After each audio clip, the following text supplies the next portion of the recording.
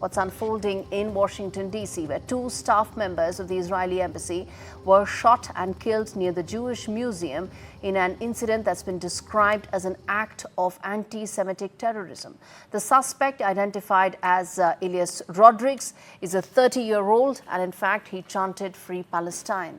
And that tells you exactly what are the kind of ramifications that lie for Jewish citizens anywhere in the world. It was a young couple life that has been snubbed at the peak of their lives. Now, the top U.S. and Israeli leadership, including President Trump, expressed shock, outrage, but there are several ramifications of what happened here and what its implications would be. And let me get Mr.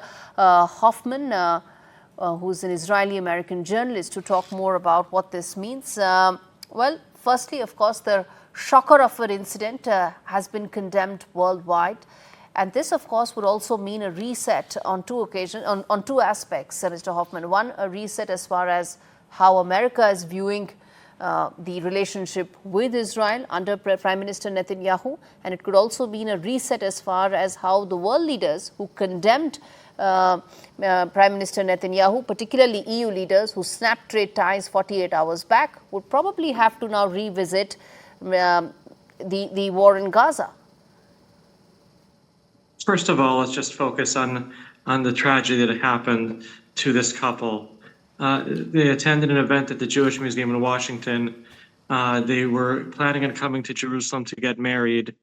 And it's just so sad and so tragic that it's not safe for American Jews anymore to go to events that take place in a Jewish setting. There needs to be more security at such events, because this movement that they say is to free Palestine, but ends up being to support terror groups that are operating in America, in Israel, and in India, that just needs to be stopped. And that's before any political ramifications that you asked about. I completely agree with you, sir. I completely agree with you, because this is also happening on a day when it's been 1 month since the Pahalgam terror attack took place in India. So we understand what the scourge of terrorism is, and India stands by Israel, and we've said that as well. So terrorism is a global scourge. I was asking you about the fact that will this now also change a lot of the other moving pieces that we were talking about, that I asked you earlier?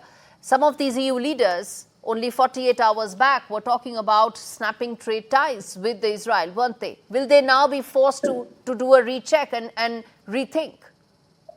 I doubt it. You know, we saw how your foreign minister, as it says on the screen, was one of the first to contact Israeli Foreign Minister Gideon Sa'ar and condemn the attack. That's much appreciated here in Israel. The EU leaders have no spine, and that's not going to change, even when they see how terrorism is out of control in America. It's going to happen in England too, and they're going to be at fault because they've decided to endorse these kinds of events, unfortunately, rather than fight them. When they call for Israel to end this war before Hamas is defeated, they're just enabling Hamas to be able to continue to attack along with their allies in Western countries. Shocking story that I promise NDTV will keep covering till its logical end. Thank you so much, Mr. Hoffman, for joining me.